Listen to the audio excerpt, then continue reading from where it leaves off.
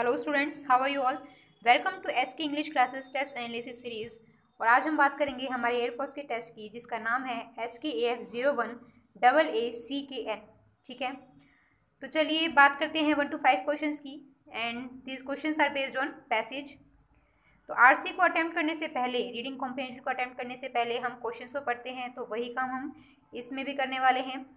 Question number first है the passage is on. Passage जो है किस बारे में है, ठीक है।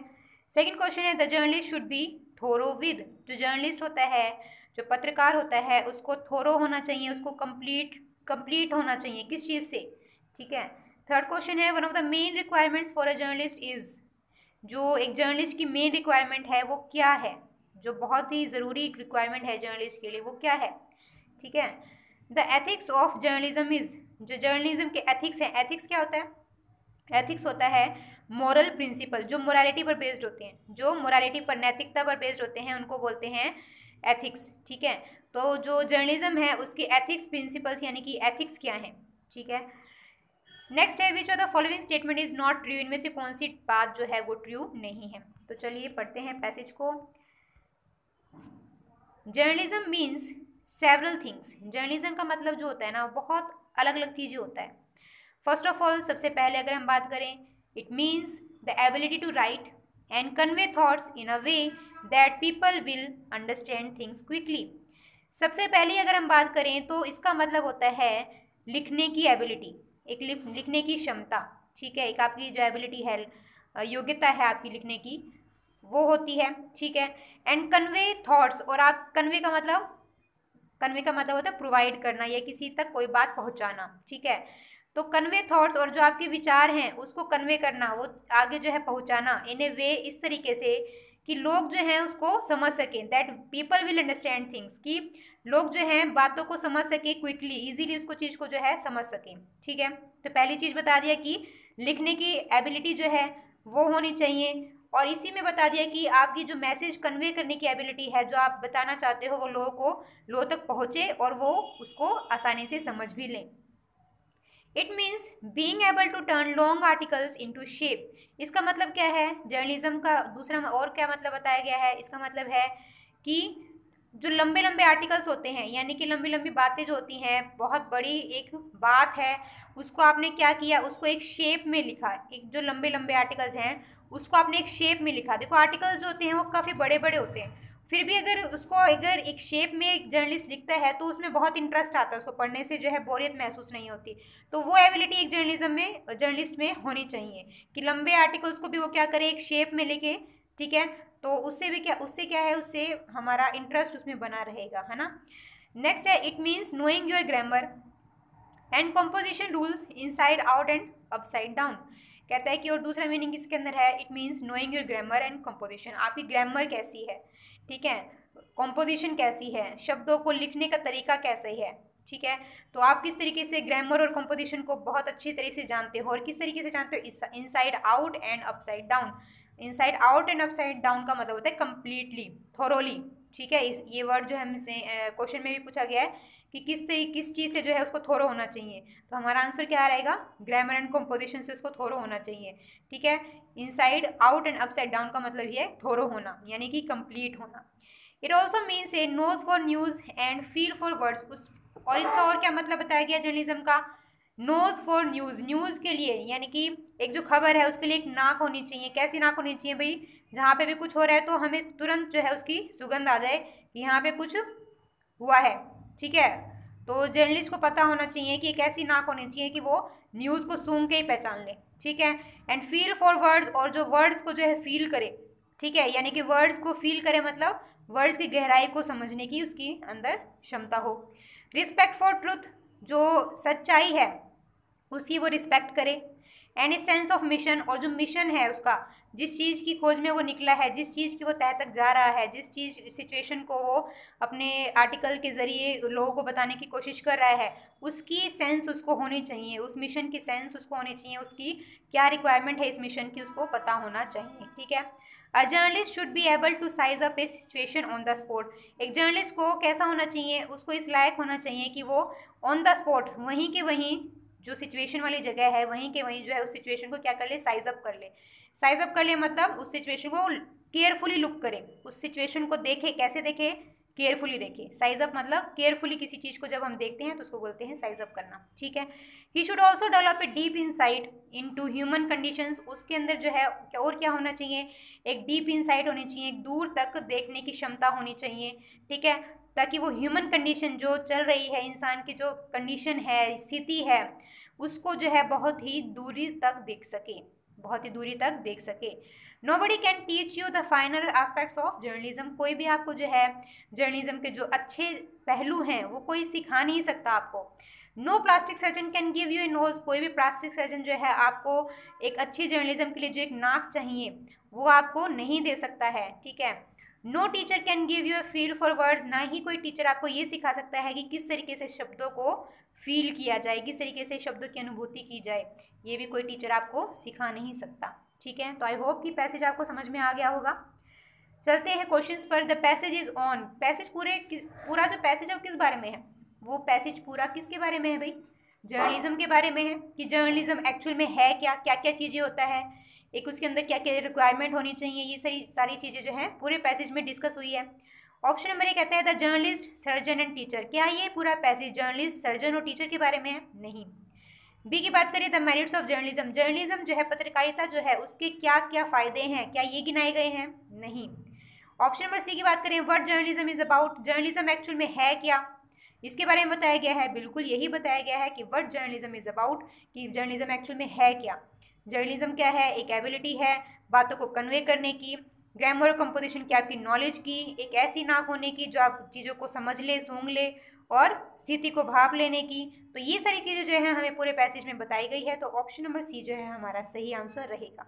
डी की बात करें the journalist feel for words, जो जर्नलिस्ट है वो वर्ड को फील कैसे करता है, जर्नलिस्ट को जो फील करने का वो है, एक जर्नलिस्ट जो फील करता है वर्ड्स को, उसके बारे में बताया गया, क्या सिर्फ इसी के बारे में बताया गया है, नहीं। तो हमारा आंसर क्या रहेगा, वो हमारा आंसर रहेगा option number C, what journalism is. तो नेक्स्ट क्वेश्चन जो है वो है a journalist should be thorough with, एक जो जर्नलिस्ट है उसको किस चीज़ से थोरो होना चाहिए, थोरो मीन्स किस चीज़ से भरा हुआ होना चाहिए, कंप्लीट होना चाहिए। तो ये हमारे पास आया था कि किस चीज़ से भरा होना चाहिए, ये देखिए यहाँ था हमारे पास, यहाँ it means knowing your grammar and composition rules inside out and upside down. तो inside out and upside down का मतलब जो है कंप्लीटली होता है, थोरोली होता है, तो वो किस चीज़ से थोरोली होना चाहिए, ग्रामर और कॉम्पोजिशन से। तो हमारा आंसर क्या रहेगा, ग्रामर एंड कॉम्पोजिशन, ठीक है। तो ऑप्शन नंबर सी जो रहेगा वो हमारा सही आंसर रहेगा, ठीक है, इस चीज़ से जो है उसको थोरो होना चाहिए। नेक्स्ट है one of the main requirements for a journalist is, जो मेन रिक्वायरमेंट है जर्नलिस्ट के लिए वो क्या होनी चाहिए, एक जो मेन रिक्वायरमेंट होनी चाहिए जर्नलिस्ट के लिए वो क्या होनी चाहिए भाई, चलिए देखते हैं। आर्टिकल्स को एडिट करने की रिक्वायरमेंट, एक ऐसी नोज होने की रिक्वायरमेंट जो कि सिचुएशन को क्या कर ले, न्यूज़ को क्या कर ले, वो सूंघ ले, ठीक है, एक अच्छी न्यूज़ को सूंघ ले, एक अच्छी नोज होनी चाहिए उसके पास, तो बिल्कुल होनी चाहिए। रिस्पेक्ट एवरीवन, हर किसी की रिस्पेक्ट करने की। एक्सप्लॉइटेड सिचुएशन को का फ़ायदा उठाने की। तो यहाँ पे कैसी रिक्वायरमेंट जो है जर्नलिस्ट से मांगी गई है, एक जो मेन रिक्वायरमेंट है वो होनी चाहिए कि उसके पास एक नाक, एक ऐसी नाक होनी चाहिए जो कि क्या हो, न्यूज़ को सूंघ ले, ठीक है। तो ऑप्शन नंबर बी जो है हमारा सही आंसर रहेगा। नेक्स्ट है the ethics of journalism is, जो जर्नलिज्म के एथिक्स हैं, जो उसकी मोरल प्रिंसिपल्स हैं वो क्या है। तो मोरल प्रिंसिपल्स में क्या आते हैं, मोरल प्रिंसिपल्स में जो नैतिकता की चीज़ें होती हैं वही आती है, जैसे सच्चाई है, ईमानदारी है, तो ये सब किस में आती हैं, मोरल प्रिंसिपल्स में आते हैं, एथिक्स में आते हैं। तो ऑप्शन नंबर ए जो है उसमें क्या कहता है, रिस्पेक्ट फॉर ट्रूथ, जो सच्चाई है उसकी जो है उसको रिस्पेक्ट होनी चाहिए, ठीक है, उसका आदर करे, वो रिस्पेक्ट करे। बी कहता है अंडरस्टैंडिंग पीपल, लोगों को समझने की तो होनी चाहिए, ठीक है। सी की बात करते हैं एबिलिटी ऑफ राइट करने की, लिखने की उसके अंदर एबिलिटी होनी चाहिए, ये भी होनी चाहिए। सर्च फॉर न्यूज़ जो है सर्च करने वाली एबिलिटी होनी चाहिए, ये भी होनी चाहिए। तो देखो एबिलिटी तो ये सारी चारों ठीक है, लेकिन बात इसने की है एथिक्स के बारे में, ठीक है, मोरालिटी के बारे में। तो मोरालिटी के बेस पर अगर हम बात करेंगे, एक नैतिकता की अगर हम बात करेंगे, तो बी और सी और डी जो है मोरालिटी में नहीं आते। ट्रुथ जो है, सच्चाई जो है, ईमानदारी है, ये आती हैं मोरालिटी में। तो ऑप्शन नंबर ए जो रहेगा वो हमारा सही आंसर रहेगा, रिस्पेक्ट फॉर ट्रुथ, ठीक है। नेक्स्ट है which of the following statement is not true, इनमें से कौन सी बात सही नहीं है। अ प्लास्टिक सर्जन कैन हेल्प इस जर्नलिस्ट, एक प्लास्टिक सर्जन जो है जर्नलिस्ट को हेल्प कर सकता है। तो यहीं पे जो है हमारी जो आंसर है निकल के आ जाता है कि कौन सी बात सच नहीं है? ऑप्शन नंबर ए सच नहीं है, क्योंकि इसमें हमें बताया गया कि कोई भी सर्जन जो है आपको एक वो नोज प्रोवाइड नहीं कर सकता जो कि एक जर्नलिज्म के लिए चाहिए होती है। No plastic surgeon can give you a nose for news, है ना। तो प्लास्टिक सर्जन जो है इसमें बताया गया कि आपकी हेल्प कर सकता है, तो यहाँ पे इसका आंसर ये गलत है। ऑप्शन नंबर ए जो रहेगा वो हमारा सही आंसर रहेगा। नॉट ट्रू सेंटेंस है, तो हमारा आंसर क्या रहेगा? Option number A. ठीक है, बाकी अगर ऑप्शंस की बात करें, teacher can hardly assist a journalist, कहते हैं कि एक टीचर जो है मुश्किल से ही जो है जर्नलिस्ट को असिस्ट कर सकता है। तो बिल्कुल सही बात है, क्योंकि इसमें बताया गया है कि जो एक टीचर है वो आपको इस तरीके से टीच नहीं कर सकता कि आप जो है वर्ड्स को फील करने लग जाओ, है ना। तो ऑप्शन नंबर बी जो है बिल्कुल सही कह रहा है। सी की बात करें, everyone can not be a journalist, हर कोई जो है जर्नलिस्ट नहीं हो सकता, बिल्कुल सही बात है। जिसके पास ये सभी क्वालिटीज़ होंगी जो कि पैसेज में डिस्कस की गई हैं, वही एक जर्नलिस्ट हो सकता है ना। ऑप्शन नंबर डी की बात करें, a journalist should be able to convey his thoughts to his readers, एक जर्नलिस्ट जो है उसके अंदर ये काबिलियत होनी चाहिए कि वो अपने थॉट्स को रीडर तक पहुंचा सके, अपनी जो सोच है उसको रीडर तक पहुंचा सके। तो बिल्कुल ये सही बात है। तो हमारे इस चारों सेंटेंसेस में जो गलत है वो क्या है? गलत स्टेटमेंट क्या है? ऑप्शन नंबर ए। तो हमारा आंसर भी क्या रहेगा? Option number A. ठीक है, तो चलिए बात करते हैं हमारे 6 to 7 क्वेश्चन की। Out of the 4 alternatives, choose the one which best express the meaning of the word and mark it in your answer sheet। तो वर्ड दे रखा है हमें असीड, इसका आपको सिनोनिम बताना है। ठीक है, असीड का मतलब होता है टू एग्री, किसी से एग्री कर लेना यानी कि सहमत हो जाना। ठीक है, to accept something, to agree. ठीक है, तो ऑप्शन नंबर ए दे रखा है कंसेंट। कंसेंट का मतलब क्या होता है? अपनी कंसेंट यानी कि सहमति जाहिर करना, कंसेंट ले लेना या कंसेंट दे देना, मतलब सहमति ले लेना या सहमति दे देना। तो कंसेंट का मतलब क्या होता है? सहमति। और असीड का मतलब क्या होता है? सहमति। एक्सेस, एक्सेस का मतलब होता है रीच ऑफ समथिंग। ठीक है, किसी जगह तक हमारी पहुंच है तो उसको बोलेंगे एक्सेस। ठीक है, तो एक्सेस का मतलब है पहुंच होना। ठीक है, कहीं किसी चीज जगह पर हमारी पहुंच होना, एक्सेस करना। ठीक है, फिर उसके बाद है एसेस। ऑप्शन नंबर सी जो दे रखा है एसेस, इस एसेस का मतलब होता है इवेल्यूशन करना, एस्टिमेशन करना। ठीक है, इवेल्यूशन करना, एस्टिमेशन करना, एक तरह से क्या बना लेना, जैसे कि हम एस्टिमेशन करते हैं ना, एक जोड़ बना लेते हैं। मीन्स एक, जब हम एक एनालिसिस करते हैं तो उसको कह सकते हैं हम एसेस। ठीक है, इवेल्यूशन करना कह सकते हो, एस्टिमेशन करना कह सकते हो, या फिर एनालिसिस करना भी कह सकते हो, एसेस। ठीक है, फिर फोर्थ ऑप्शन है हमारे पास प्रोसीड। प्रोसीड का मतलब क्या होता है? स्टेप अहेड, आगे जाना। प्रोसीड का मतलब आगे बढ़ना, कंटिन्यू करना। ठीक है, तो असीड का जो सिनोनिम होगा वो क्या रहेगा? कंसेंट। Option number A. ठीक है, 7th क्वेश्चन है, out of the 4 alternatives choose the one which is opposite the meaning. आपको जो है एंटोनिम बताना है कैलस का। कैलस का मतलब होता है कठोर। ठीक है, लेकिन ये कठोर किस वे में है? फिजिकल वे में नहीं है। ठीक है, यानी कि वो चीज़ हार्ड है, हार्ड वे में नहीं है। कैसे वे में है? कि वो भावनाओं से रहित है। ठीक है, अगर हम बोलें कैलस पर्सन तो ऐसा पर्सन जो कि भावनाओं से रहित है, भावुक नहीं है जो। ठीक है, जिसको दूसरों के दुख से कोई मतलब नहीं है और ना ही वो दूसरों के दुख को देखकर दुखी होता है। ठीक है, तो ऐसे पर्सन को क्या कहते हैं? कैलस। ठीक है, हर्टलेस है। ठीक है, या कह सकते हैं क्रूल है, इनसेंसिटिव है। तो इसका जो अपोजिट रहेगा वो क्या रहेगा? सेंसिटिव। ठीक है, कैलस का मीनिंग होता है इनसेंसिटिव और इसका अपोजिट हो जाएगा सेंसिटिव। ठीक है, ऑप्शन नंबर ए जो है वो हमारा सही आंसर होगा। बी की बात करते हैं, सॉफ्ट। सॉफ्ट का मतलब जानते हैं कोमल। ठीक है, जो चीज़ सॉफ्ट है, नाजुक है। काइंड, काइंड का मतलब दयालु। और जेनरस का मतलब ये क्या होता है? दयालु। ठीक है, तो कैलस का जो अपोजिट रहेगा वो क्या रहेगा? सेंसिटिव। Option number A. ठीक है, next 8th question, 4 words are given in the each question out of which only 1 word is correctly spelled. तो देखते हैं कि कौन सी स्पेलिंग जो है हमारी करेक्ट है। हमें वर्ड दिया गया है एरोगेंट। एरोगेंट का मतलब क्या होता है? घमंडी। एरोगेंट मीन्स प्राउडी पर्सन जो होता है। ठीक है, घमंडी होता है, उसको बोलते हैं एरोगेंट, प्राउडी। तो एरोगेंट की जो सही स्पेलिंग दी गई है वो दी गई है ऑप्शन नंबर ए में, ARROGANT।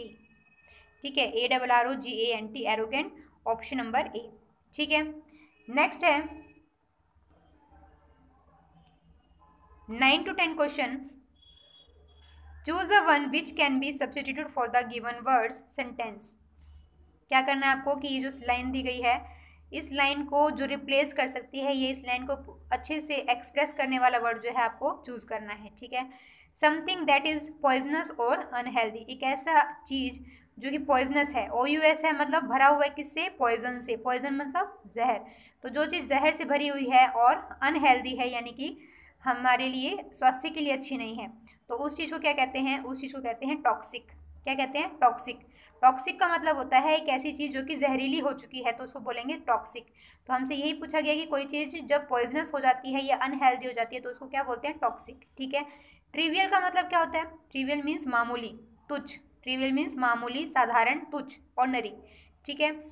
ऑप्शन नंबर सी है टॉर्पिड। टॉर्पिड का मतलब इनएक्टिव, जिसमें कोई हरकत नहीं है, ठीक है, जिसमें कोई जान नहीं है, यानी कि वो क्या नहीं कर रहा, कोई हरकत नहीं कर रहा है, बिल्कुल मोशनलेस है, तो उसको बोलेंगे टॉर्पिड, इनएक्टिव। ट्रेजिक का मतलब होता है सैडनेस से भरा हुआ, कोई ऐसी घटना हो जाती है, जैसे हम बोलते हैं ट्रेजिक, ट्रेजिक मूवीज होती हैं या ट्रेजिक एक्टिविटी हो जाती है, ट्रेजिक इवेंट्स हो जाते हैं, हैपनिंग्स हो जाती हैं, तो वो क्या है, ट्रेजिक है, ठीक है, जो दुख से भरी हुई है, ठीक है, जो ट्रेजिक मतलब दुख से भरी हुई, ठीक है। तो इसमें पूछा गया पॉइजनस चीज, पॉइजनस को क्या बोलते हैं, टॉक्सिक। ऑप्शन नंबर बी जो है हमारा सही आंसर रहेगा। नेक्स्ट क्वेश्चन है हमारे पास, question number 10, a remedy for all disease. A remedy for all disease मतलब हर एक बीमारी का जो इलाज होता है उसको क्या बोलते हैं, तो उसके लिए एक वर्ड यूज़ करते हैं हम, क्या है, पेनेशिया, ठीक है। रेमेडी फॉर ऑल डिजीज के लिए एक वर्ड यूज़ करते हैं, उसका नाम है पेनेशिया, ठीक है, जिसको हम हिंदी में रामबाण भी कह सकते हैं, ठीक है। एमनेशिया क्या होता है, ऑप्शन नंबर ए में जो एमनेशिया दिया हुआ है उसका मतलब होता है भूलने की बीमारी, लॉस ऑफ मेमोरी, ठीक है, उसको बोलते हैं एमनेशिया, भूलने की बीमारी, ठीक है। ऑप्शन नंबर सी है इंटेलिजेंसिया। इंटेलिजेंसिया का मतलब होता है ग्रुप ऑफ इंटेलिजेंट पीपल, जब बहुत से इंटेलिजेंट पीपल मिल जाते हैं, ठीक है, ग्रुप ऑफ इंटेलिजेंट पीपल कह सकते हैं, या फिर group of highly educated people, तो उसको क्या बोलते हैं, इंटेलिजेंसिया, ठीक है। ऑप्शन नंबर डी है पैरासोल। पैरासोल का मतलब होता है एक छोटा अम्ब्रेला, अ स्मॉल अम्ब्रेला, ठीक है, अ टाइप ऑफ सनशेड, एक छोटी जो छाया होती है, ठीक है, छत्र छाया बोल सकते हैं, छोटी सी छतरी बोल सकते हैं, उसको बोलते हैं पैरासोल, तो अ स्मॉल अम्ब्रेला, ठीक है, अ स्मॉल अम्ब्रेला, ठीक है। तो इसका जो आंसर रहेगा वो क्या रहेगा, panacea. Remedy for all means panacea. Next है 11 to 12 question and these are based on idiom and phrases. First है to emerge out of thin air means to, कहता है emerge out of thin air, emerge out of thin air, पतली air से बाहर। Emerge का मतलब क्या होता है, इमर्ज आउट का मतलब होता है एकदम से बाहर आ जाना, इमर्ज आउट मीन्स उभर के आ जाना वापस, ठीक है। और कहाँ से, पतली एयर से, यानी कि पतली एक बारीक एयर है वहाँ से क्या हो गया, वो उभर के आ गया, एकदम से आ गया, तो इसका क्या मतलब है, तो देखो emerge out of thin air का मतलब है अपीयर सडनली, एकदम से जब कोई पर्सन हमारे सामने आ जाता है तो उसको हम कह सकते हैं, वहाँ हम एक इडियम का यूज़ कर सकते हैं, emerge out of thin air, ठीक है, emerge out of thin air. तो ऑप्शन नंबर ए जो रहेगा अपीयर सडनली, ये हमारा सही आंसर रहेगा। नेक्स्ट है the news of the accident came as a bolt from the blue. जो एक्सीडेंट की न्यूज़ आई वो कैसी आई, वो as a bolt from the blue आई, as a bolt from the blue आई। तो देखो एक्सीडेंट की न्यूज़ है और वो किसी बुरी तरीके से आई होगी, है ना, एक्सीडेंट की न्यूज़ अच्छी तो नहीं होती, तो बोल्ट फ्रॉम द ब्लू का मतलब होता है समथिंग अनएक्सपेक्टेड एंड अनप्लीजेंट, ठीक है। अब देखो ऑप्शन नंबर ए में दे रखा है समथिंग अनएक्सपेक्टेड और बी में दे रखा है समथिंग अनप्लीजेंट, तो दोनों ही जो है इसका मिला जुला मीनिंग होगा इसका। बोल्ट फ्रॉम द ब्लू का मतलब होता है जो चीज़ अनएक्सपेक्टेड है, यानी कि जो हमारी उम्मीद में नहीं थी कि ऐसा होगा, जिसकी हमें उम्मीद नहीं थी, ठीक है, अनएक्सपेक्टेड, और दूसरी क्या, जो कि हमें अच्छी ना लगे, ऐसी न्यूज़ जो कि हमें अच्छी नहीं लगेगी, ठीक है, जिससे हम खुश नहीं होंगे बल्कि क्या हो जाएंगे, दुखी हो जाएंगे, तो उसका मतलब होता है बोल्ट फ्रॉम द ब्लू। तो इसका मीनिंग जो रहेगा वो क्या रहेगा, something unexpected and unpleasant, option number D, ठीक है। नेक्स्ट है 13 to 14 question, error based question हैं। I no am knowing, I no am knowing all the facts about him.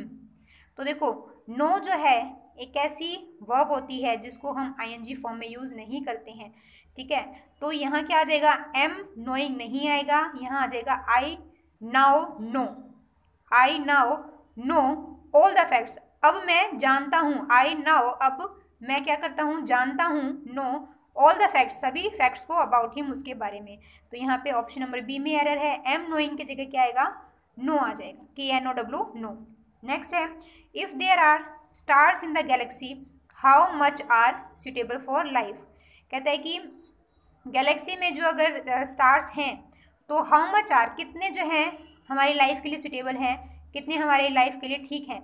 तो स्टार्स जो होते हैं, स्टार्स को हम काउंटेबल कैटेगरी में रखते हैं। स्टार्स जो होते हैं वो काउंटेबल नाउन कहलाते हैं। अगर ये काउंटेबल नहीं होते तो स्टार का स्टार्स करते ही नहीं, ठीक है, क्योंकि अनकाउंटेबल का तो हम सिंगुलर प्लूरल करते ही नहीं है, ठीक है। लेकिन यहाँ पे देखो एस लगा के स्टार को क्या किया हुआ है, प्लूरल बनाया हुआ है, ठीक है। तो if there are stars in the galaxy, तो स्टार्स क्योंकि काउंटेबल है और काउंटेबल चीज़ों के लिए हम मच का यूज़ नहीं करते, हम क्या यूज़ करते हैं, मैनी, ठीक है। जैसे बॉयज़, बॉयज़ गिने जा सकते हैं ना, तो मच बॉयज़ नहीं लिखेंगे, क्या लिखेंगे, मैनी बॉयज़, ठीक है। इस तरह से वाटर, वाटर लेकिन अनकाउंटेबल है, वाटर के लिए हम क्या लिखेंगे, मैनी वाटर नहीं लिखेंगे, हम क्या लिखेंगे, मच वाटर। तो काउंटेबल के लिए हम यूज़ करते हैं मैनी और अनकाउंटेबल के लिए यूज़ करते हैं हम मच, ठीक है। तो यहाँ पे क्या आ जाएगा, मैनी की सॉरी मच की जगह यहाँ मैनी आ जाएगा, ऑप्शन नंबर बी, ठीक है। मच हटा के मैनी आएगा, ठीक है। नेक्स्ट है 20 to 22 क्वेश्चन जो दे रखे हैं, वो दे रखे हैं यहाँ पे नंबरिंग की मिस्टेक है। नेक्स्ट 15 से क्वेश्चन हैं, चलिए देखते हैं। 15th क्वेश्चन है, children enjoy dash the TV programmes. Children enjoy dash the TV programmes, to see, to watch, to look at, watching. तो देखो यहाँ पे टीवी देखने की बात हो रही है ना, प्रोग्राम जो है टीवी पर देखा जा रहा है बच्चों के द्वारा। तो सी और लुक तो वर्ड नहीं आएगा, क्योंकि टीवी प्रोग्राम्स यानी कि टीवी को जब हम देखते हैं तो उसके लिए कौन सी वर्ब यूज़ करते हैं हम, वॉच, वॉच का यूज़ करते हैं। सी का यूज़ नहीं करते, लुक का यूज़ नहीं करते, हम यूज़ करते हैं वॉच का, ठीक है। टीवी देखने के लिए हम वॉच वर्ब का यूज़ करते हैं। तो अब ए और सी तो नहीं आएगा, बात करते हैं बी और डी की, या तो टू वॉच आएगा या फिर वॉचिंग आएगा। चलिए देखते हैं। अब हमारे पास वर्ड दिया हुआ है इंजॉय, इंजॉय के बाद जो है जिरेंट फॉर्म आती है, इंजॉय के बाद जिरेंट फॉर्म आती है, ठीक है। तो जिरेंट फॉर्म आती है, इसका मतलब V1 + ing आता है। तो यहाँ पे टू वॉच नहीं आएगा, क्या आएगा, वॉचिंग आएगा। Children enjoy watching the TV programmes, children enjoy watching the TV programmes, ठीक है। तो हमारा जो आंसर रहेगा वो रहेगा ऑप्शन नंबर डी, ठीक है। नेक्स्ट है, अ number of boys dash participated, a number of boys dash participated. तो यहाँ क्या आना चाहिए, हैज़, हैव, आर या हैड। तो देखो क्या कहता है, the number of boys dash, a number of boys dash participated. Participated कर रहे हैं, कौन कर रहे हैं, बॉयज कर रहे हैं, ठीक है। अब पार्टिसिपेशन किसका है, बॉयज का, करने वाले कौन, बॉयज। तो यहाँ पे आर नहीं आ सकता। आर क्यों नहीं आ सकता, क्योंकि अगर हम आर लगा देंगे तो ये पैसिव बन जाएगा, ठीक है। और पैसे तो हम तब लगाते हैं जब हमारे पास सब्जेक्ट अवेलेबल नहीं होता, लेकिन सब्जेक्ट तो है हमारे पास, करने वाला तो बॉयज़ है और वो हमारे पास है, ठीक है। तो इसलिए आर नहीं लगा सकते। अब वर्ब की थर्ड फॉर्म है, ठीक है। तो हैज़, हैव और हैड। अब हैड जो है इसको किस में बना देगा, पास्ट में बना देगा। क्या हमारे पास और कोई डिनोशन दे रखी है कि ये सेंटेंस पास्ट में है, नहीं दे रखी कि ये सेंटेंस पास्ट में है, तो इसको हम पास्ट में नहीं रखेंगे। या तो हैज़ आएगा या फिर हैव आएगा, ठीक है। इसके बारे में हम देख लेते हैं। एक होता है हमारे पास ए नंबर ऑफ, ठीक है, ए नंबर ऑफ होता है, और एक होता है द नंबर ऑफ, ठीक है। ए नंबर ऑफ के बाद, ए नंबर ऑफ के बाद जो नाउन लगती है, नाउन, नाउन लगती है प्लूरल, ठीक है। ए नंबर ऑफ के बाद नाउन आता है प्लूरल, और वर्ब जो आती है वो भी क्या आता है, प्लूरल, ठीक है। ए नंबर ऑफ के बाद नाउन भी प्लूरल, वर्ब भी प्लूरल, और अगर उसके बाद कोई प्रोनाउन है तो वो भी प्लूरल, ठीक है। इस नाउन के लिए अगर कोई प्रोनाउन लगा हुआ है तो वो भी प्लूरल, ठीक है। ए नंबर ऑफ के बाद सारा क्या आएगा, प्लूरल। लेकिन द नंबर ऑफ के बाद अगर हम बात करें तो जो नाउन आएगा वो तो आएगा प्लूरल, लेकिन जो वर्ब आएगी वो आएगी सिंगुलर। द नंबर ऑफ के बाद नाउन आएगा प्लूरल, लेकिन वर्ब आएगी सिंगुलर, जबकि अ नंबर ऑफ के बाद सारा कुछ ही प्लूरल आता है, नाउन भी प्लूरल और वर्ब भी प्लूरल, ठीक है। तो हमें क्या दिया हुआ है यहाँ, हमें दिया हुआ है ए नंबर ऑफ बॉयज़। देखो यहाँ बॉयज़ आया, नाउन कैसा आया, प्लूरल आया। तो यहाँ पे जो वर्ब आएगी वो भी क्या आएगी, प्लूरल आएगी। अ नंबर ऑफ के बाद नाउन प्लूरल और वर्ब भी प्लूरल। तो हैज़ या हैव में से क्या आएगा, हमारे पास आएगा have. A number of boys have participated, a number of boys have participated, option number B, ठीक है। नेक्स्ट है plural of goose. Plural of goose, तो गूज क्या होता है? गूज होता है हंस, ठीक है, गूज क्या होता है? हंस। तो गूज का प्लूरल जो होगा वो क्या रहेगा? GEESE, GEESE, option number A, GEESE, option number A, ठीक है। नेक्स्ट हमसे पूछा गया एडजेक्टिव ऑफ लीडरशिप। लीडरशिप क्या है? लीडरशिप एक नाउन है, ठीक है, लीडरशिप क्या है? नाउन है, और इसका एडजेक्टिव पूछा गया है, तो एडजेक्टिव क्या होगा? लीडर, ठीक है, लीडर। नेक्स्ट है हमारे पास 19th question, past participle of swing. Swing का मतलब क्या होता है? झूलना, है ना, स्विंग मतलब झूलना। तो स्विंग का जो है पास्ट पार्टिसिपल पूछा गया है, और हमें पता है कि पास्ट पार्टिसिपल कौन सी फॉर्म होती है? वर्ब की थर्ड फॉर्म होती है। पास्ट पार्टिसिपल वर्ब की थर्ड फॉर्म होती है, तो स्विंग, स्वैंग, स्वंग, ठीक है, स्विंग, स्वैंग,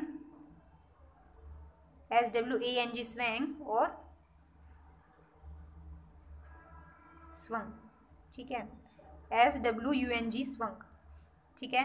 तो हमारे पास आंसर क्या रहेगा? SWUNG, swung, option number C, क्योंकि पास्ट पार्टिसिपल पूछा है, वर्ब की थर्ड फॉर्म आएगी, तो option number C, swung, third form क्या है? स्विंग की, स्वंग। नेक्स्ट है feminine of man servant. Man servant का फेमिनाइन यानी कि फीमेल जेंडर आपको बताना है, तो ऑप्शन नंबर ए जो है MEN, मैन, ये वाला नहीं होगा, क्योंकि MAN वाला मैन कौन सा होता है? एक सिंगल के लिए, एक सिंगल आदमी के लिए हम लगाते हैं MAN वाला मैन, और एक बहुत सारे आदमियों के लिए लगाते हैं हम MEN, ठीक है, तो ये तो नहीं होगा क्योंकि हमसे फीमेल जेंडर पूछा है। बी और सी की बात करते हैं, वुमेन सर्वेंट या फिर मेड सर्वेंट। तो वुमेन सर्वेंट नहीं होता, हम क्या बोलते हैं? मेड सर्वेंट बोलते हैं, ठीक है। मैन सर्वेंट का जो फेमिनाइन होगा वो होगा maid servant, option number C, ठीक है। तो आई होप स्टूडेंट्स आज की वीडियो आपको समझ में आ गई होगी, ठीक है। और कुछ भी आपको और कोई प्रॉब्लम लगती है तो आप प्लीज़ कमेंट करके बताइए। वीडियो पसंद आती है तो लाइक कीजिए, शेयर कीजिए, ठीक है friends. Thank you, bye bye.